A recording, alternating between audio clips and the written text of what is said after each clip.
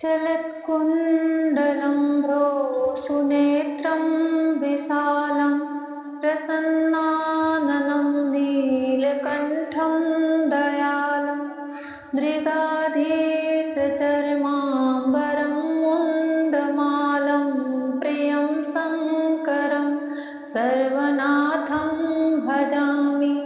प्रचण्डं प्रकृष्टं प्रगल्भं परेशम् अखण्डम् अजं भानुकोटिप्रकाशं त्रयः शूलनिर्मूलनं शूलपाणि भजेऽहं भवानीपतिभावगम्यं भजेऽहं भवानीपतिभावगम्यम्। जय श्री कृष्णा। मेरी सोल फैमिली आध्यात्म आपके अपने चैनल पर आप सबका बहुत बहुत स्वागत है। श्रावण मास का आज प्रथम दिन है, प्रथम सोमवार है। आप सबको महादेव का आशीर्वाद मिले, महादेव जी की करुणामयी दृष्टि मिले। श्रीमद् भागवत महापुराण में महादेव जी का प्रसंग बहुत कम ही आता है, पर जब भी आता है वह इतना दिव्य, इतना भव्य होता है कि मन उनकी तरफ पूरी तरह से खिंच जाता है। श्रीमद् भागवत महापुराण का चतुर्थ स्कंध चल रहा है और महाराज पृथु का पावन चरित्र पूर्ण हुआ है। उनके वंश में आगे चल करके प्रचेताओं ने जो जन्म लिया था, जब ब्रह्मा जी की आज्ञा से पुत्र प्राप्ति की इच्छा से वह तपस्या के लिए समुद्र में गए, तो वहां पर उन्होंने बहुत ही सुंदर एक सरोवर देखा। उस सरोवर में बहुत ही सुंदर सुंदर फूल, बहुत ही सुंदर पक्षी, बहुत ही सुंदर मृदंग, और जैसे गंधर्वों के मृदंग और बाजों की ध्वनि होती है उन्हें सुनाई दे रहा था, परंतु उन्हें कोई दिखाई नहीं दे रहा था। बड़ा ही मनोरम दृश्य था उस सरोवर का। वह बड़े ही आश्चर्यचकित होकर के वहां देख रहे थे। तभी अचानक उन्हें सामने से उस सरोवर में से निकलते हुए महादेव जी अपने गढ़ के साथ आते हुए दिखाई दिए। महादेव का बड़ा ही सुंदर और भव्य रूप था। उन लोगों ने दर्शन किए उनके।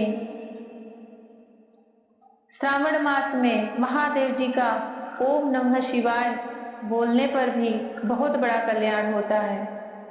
और श्रीमद् भागवत महापुराण इतना श्रेष्ठ पुराण है, जब उसमें महादेव जी का वर्णन हो रहा है और महादेव जी प्रचेताओं से एक दिव्य स्तुति बता रहे हैं भगवान की आराधना करने के लिए, वह उन पर प्रसन्न थे।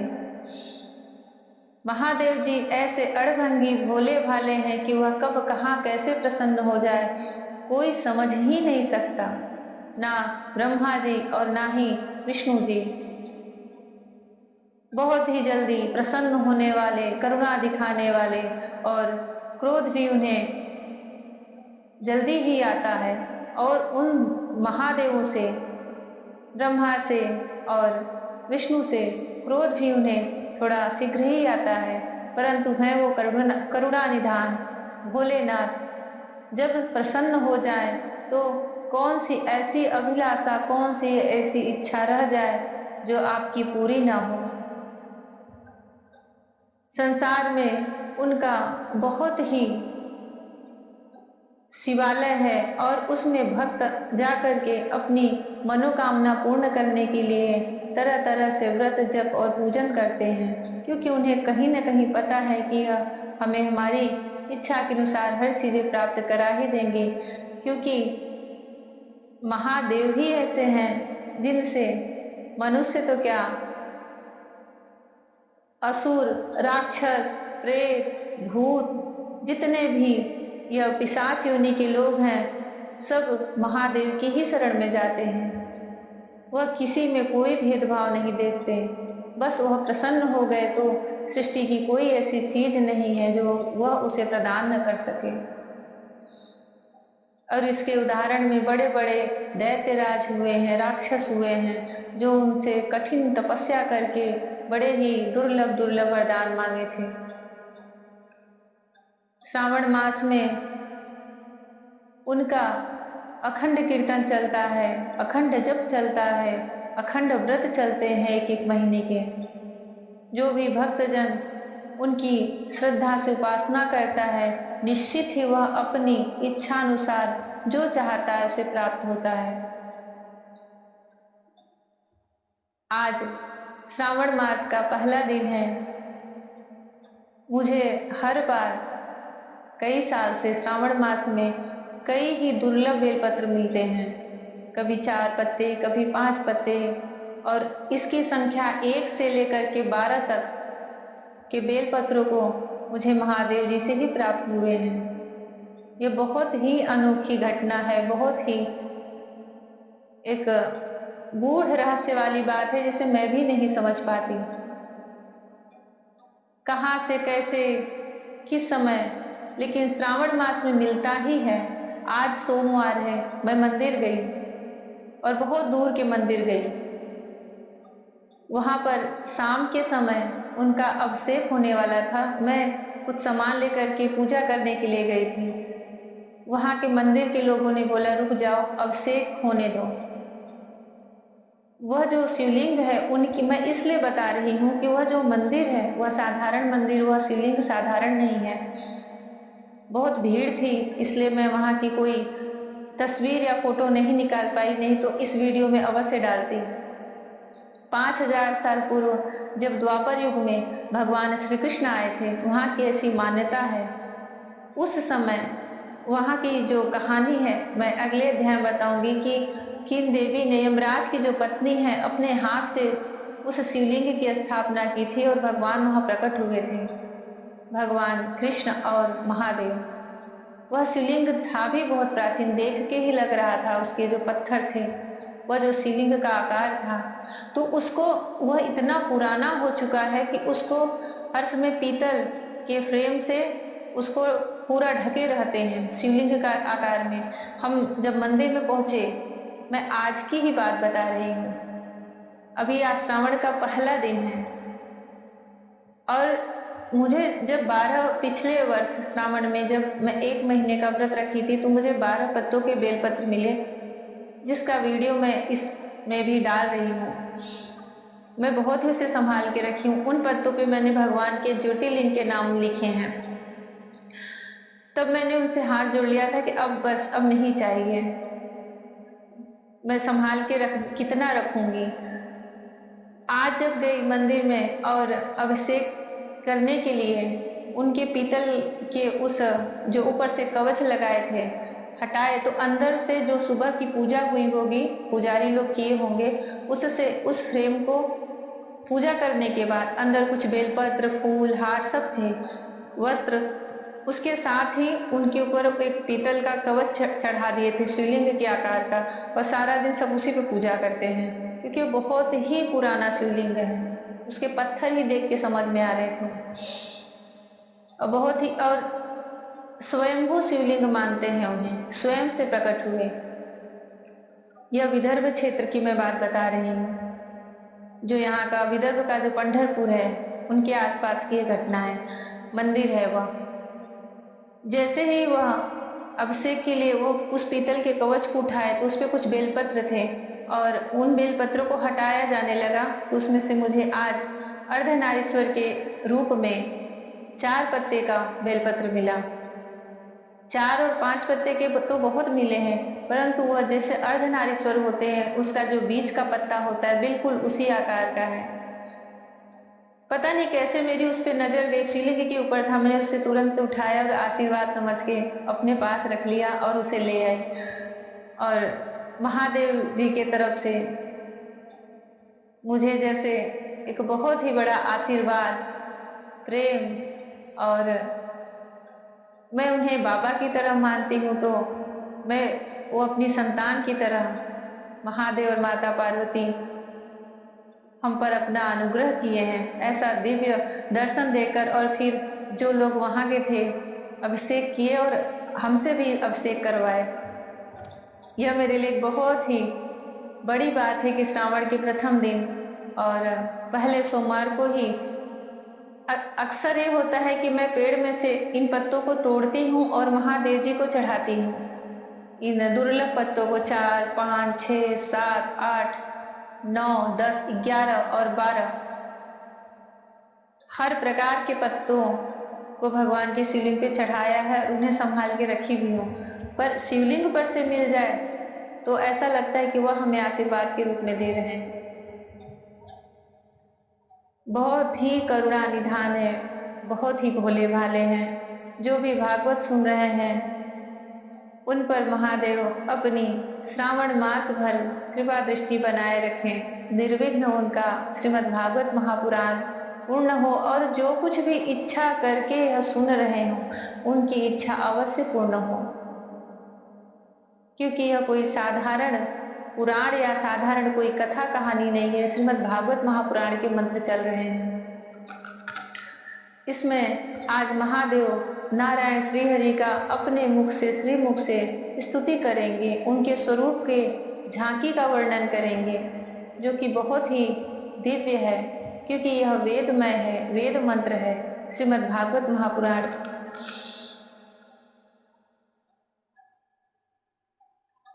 वहां जो समुद्र के बीच में जो सरोवर था और जो प्रचेता लोग वहां के सुंदर और मनोरम दृश्य देख रहे थे, वहां मृदंग पड़वा आदि बाजों के साथ अनेकों दिव्य राग रागनियों के क्रम से गायन की मधुर ध्वनि सुनकर उन राजकुमारों को बड़ा आश्चर्य हुआ। इतने में ही उन्होंने देखा कि देवाधिदेव भगवान शंकर अपने अनुचरों के सहित उस सरोवर से बाहर आ रहे हैं। उनका शरीर तपी हुई स्वर्ण राशि के समान कांतिमान है, कंठ नील वर्ण है तथा तीन विशाल नेत्र हैं। वे अपने भक्तों पर अनुग्रह करने के लिए उद्धत हैं। अनेकों गंधर्व उनका सुयश गा रहे हैं। उनका सहसा दर्शन पाकर प्रचेताओं को बड़ा कुतूहल हुआ और उन्होंने शंकर जी के चरणों में प्रणाम किया। तब शरणागत भयहारी धर्मवत्सल भगवान शंकर ने अपने दर्शन से प्रसन्न हुए उन धर्मज्ञ और शील संपन्न राजकुमारों से प्रसन्न होकर कहा। श्री महादेव जी बोले, तुम लोग राजा प्राचीन प्राचीन बरही के पुत्र हो, तुम्हारा कल्याण हो। तुम जो कुछ करना चाहते हो वह भी मुझे मालूम है। इस समय तुम लोगों पर कृपा करने के लिए ही मैंने तुम्हें इस प्रकार दर्शन दिया है। जो व्यक्ति अव्यक्त प्रकृति तथा जीव संज्ञक पुरुष इन दोनों के नियामक भगवान वासुदेव की साक्षात शरण लेता है वह मुझे परम प्रिय है। वर्णाश्रम धर्म का भली भांति पालन करने वाला पुरुष 100 जन्मों के बाद ब्रह्मा के पद को प्राप्त होता है और इससे भी अधिक पुण्य होने पर वह मुझे प्राप्त होता है। परंतु जो भगवान का अनन्य भक्त है वह तो मृत्यु के बाद ही सीधे भगवान विष्णु के उस सर्व प्रपंचातीत परम पद को प्राप्त हो जाता है, जिसे रुद्र रूप में स्थित मैं तथा अन्य अधिकारिक देवता अपने अपने अधिकार की समाप्ति के बाद प्राप्त करेंगे। भागवत में एक चीज तो स्पष्ट महादेव जी बार बार कहते हैं, जब जब भी उनका प्रसंग आता है, कि जो श्री हरि का भक्त होता है वह मुझे अतिशय प्रिय है। और यह बात सत्य भी है। जो महादेव के भक्त होते हैं उनसे नारायण बहुत प्रेम रखते हैं और जो नारायण के भक्त होते हैं उनसे महादेव जी बहुत प्रेम रखते हैं। उनकी इच्छा वो पूरी करते हैं, उनकी इच्छा वो पूरी करते हैं। वह एक दूसरे के आराध्य हैं, अपने हृदय में एक दूसरे का ध्यान करते रहते हैं। आप एक दूसरे से एक दूसरे भगवान की भी प्राप्ति कर सकते हो। यह भी एक बहुत बड़ा सत्य है। महादेव को प्रसन्न करना है तो आप श्रीहरि की उपासना करके उनसे मांग सकते हो कि मुझे महादेव की निश्चल भक्ति दो, और भगवान कृष्ण का प्रेम प्राप्त करना है तो महादेव की उपासना करके आप उनसे प्राप्त कर सकते हो, क्योंकि यह वर देने में सर्वसमर्थ हैं। तुम लोग भगवत भक्त होने के नाते मुझे भगवान के समान ही प्यारे हो। इसी प्रकार भगवान के भक्तों को भी मुझसे बढ़कर और कोई कभी प्रिय नहीं होता। अब मैं तुम्हें एक बड़ा ही पवित्र, मंगलमय और कल्याणकारी स्तोत्र सुनाता हूँ। इसका तुम लोग शुद्ध भाव से जप करना। देखिए, अपने जीवन में जब कभी समस्या आती है, विपत्ति आती है, तो हम संपूर्ण किसी चीज का अध्ययन नहीं कर सकते तत्काल में, पर इन्हीं पुराणों में से कुछ मंत्र होते हैं। जैसे श्रीमद् भागवत महापुराण से मैं कुछ स्तुतियां बता रही हूँ जो आज भी अलग से पढ़ने को बोली जाती हैं। जैसे नारायण कवच हुआ, श्रीमद् भागवत महापुराण में ही है। गजेंद्र मोक्ष हुआ, जो कि हर किसी के लिए कहा जाता है कि इसका पाठ करना चाहिए। कितनी भी बड़ी जीवन में विपत्ति हो, अगर आप गजेंद्र मोक्ष का प्रतिदिन पाठ कर रहे हैं, आप लंबे समय तक नहीं कर सकते तो 108 दिन करिए, लेकिन उसका करने का यही समय कि वो ब्रह्म मुहूर्त में और रात्र में सोने से पहले कहा जाता है। आप उसका असर अवश्य देखेंगे, वह इतना प्रभावशाली है गजेंद्र मोक्ष। पर यह भी चीज सत्य है कि जैसी श्रद्धा होती है मनुष्य के अंदर, जैसा भाव होता है, उसी के अनुसार उसके पास ये सब साधन अपने आप पहुंच जाते हैं या किसी के द्वारा पहुंचाए जाते हैं। कोई आपका मार्गदर्शन कर देगा कि यह पढ़ो, या फिर आपके अंतःकरण में कहीं ना कहीं से प्रेरणा आ जाएगी कि मुझे यह पढ़ना है। नारायण कवच बहुत ही प्रभावशाली होता है अगर इसको रोज पढ़ करके घर से निकला जाए। ऐसे ही जब ऐसी स्तुतियां आती हैं, जैसे ये जो महादेव जी स्तुति कर रहे हैं, यह भी एक प्रकार का भगवान विष्णु को प्रसन्न करने के लिए बहुत बड़ा मंत्र है। इसीलिए तो महादेव प्रचेताओं से कहने आए हैं कि तुम इसका जप करो।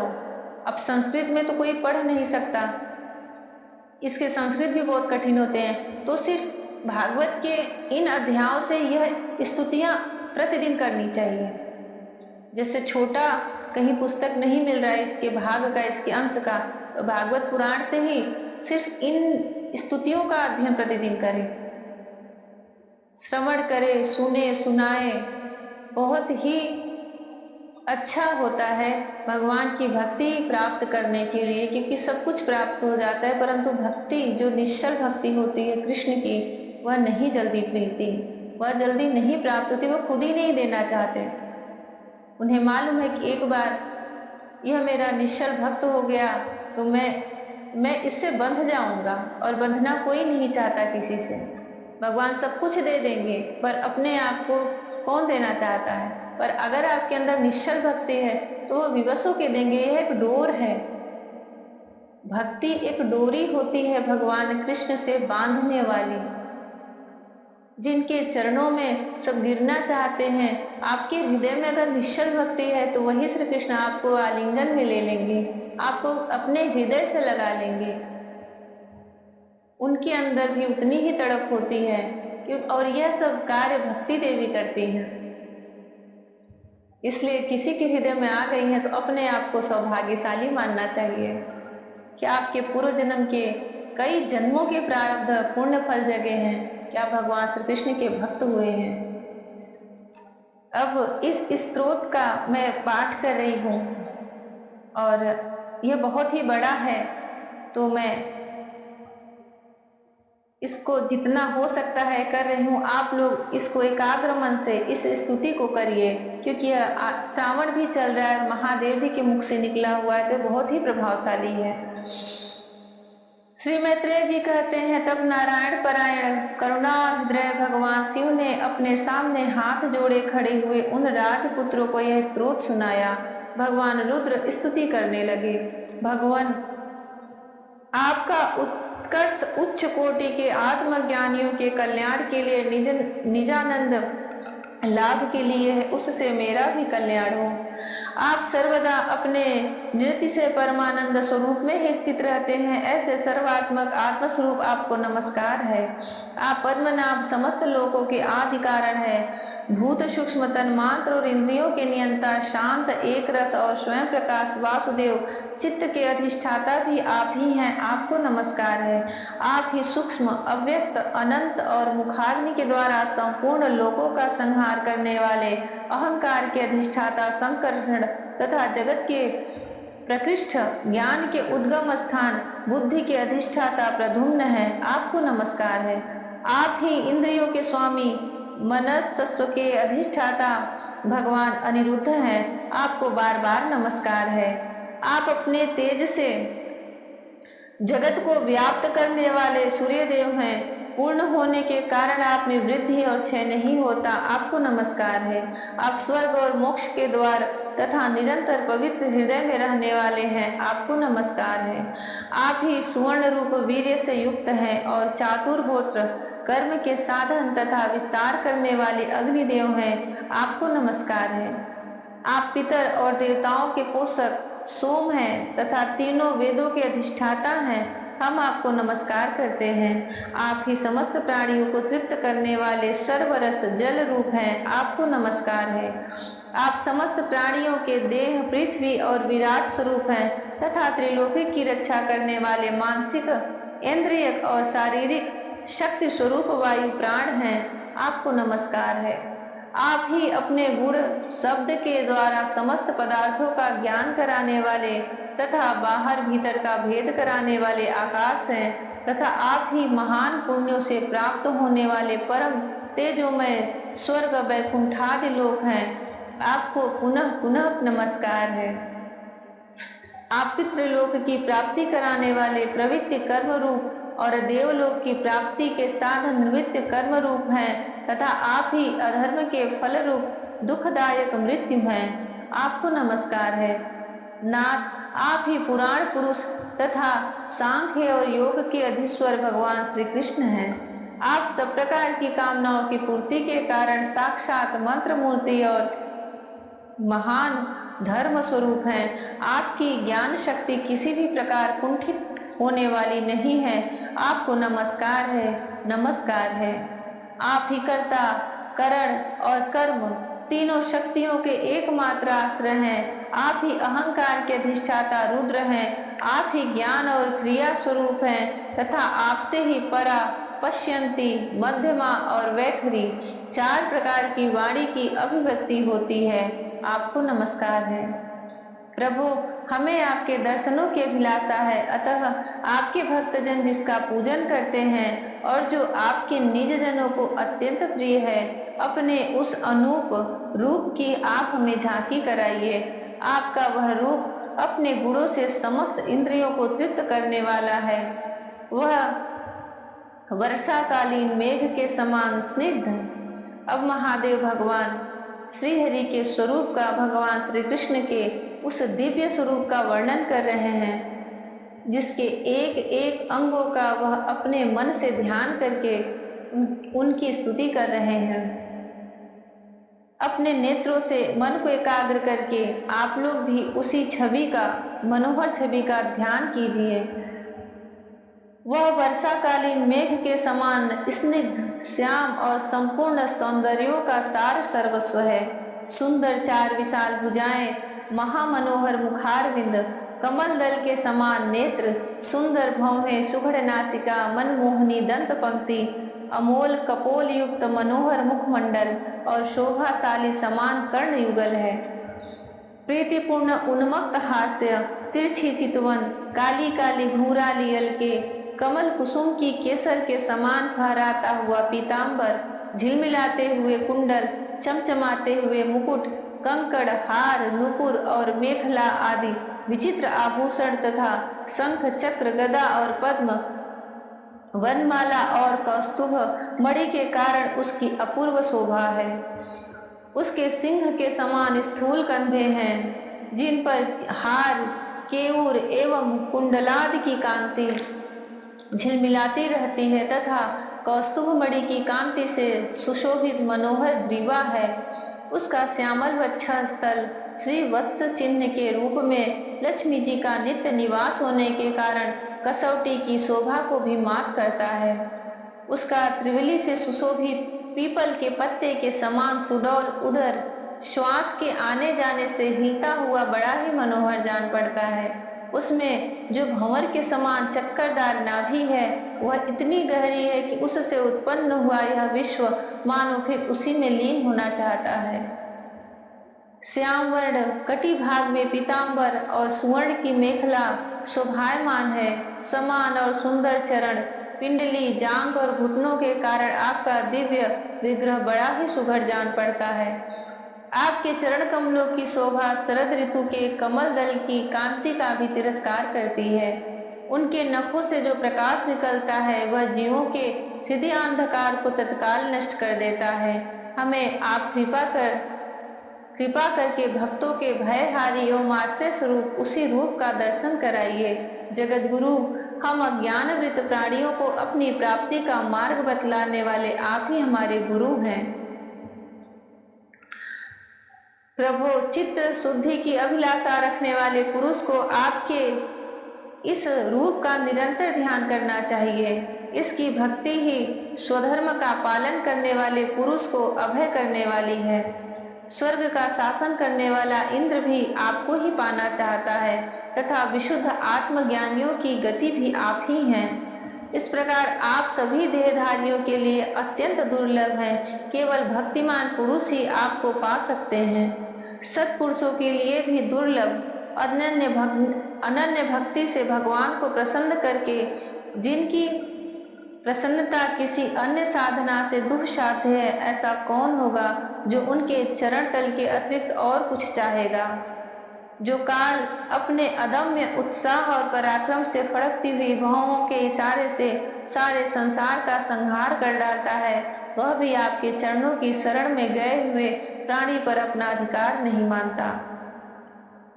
ऐसे भगवान के प्रेमी भक्तों का यदि आधे क्षण के लिए भी समागम हो जाए तो उसके सामने मैं स्वर्ग और मोक्ष को कुछ भी नहीं समझता। फिर मर्त्य लोक के तुच्छ भोगों की तो बात ही क्या है। जय श्री कृष्णा। सारे भागवत का सार यही है कि भगवान की भक्ति करो, उनके भक्त बनो, क्योंकि महादेव जी स्वयं अपनी वाणी से कह रहे हैं कि जो भगवान के शुद्ध हृदय भक्त होते हैं, ऐसे भगवान के प्रेमी भक्तों का यदि आधे क्षण के लिए भी समागम हो जाए, उनका साथ मिल जाए, तो उसके सामने मैं स्वर्ग और मोक्ष को भी कुछ नहीं समझता। तो फिर मर्त्यलोक के तुच्छ भोगों की तो बात ही क्या है। भगवान श्री कृष्ण सब पर अपनी करुणा बरसाए।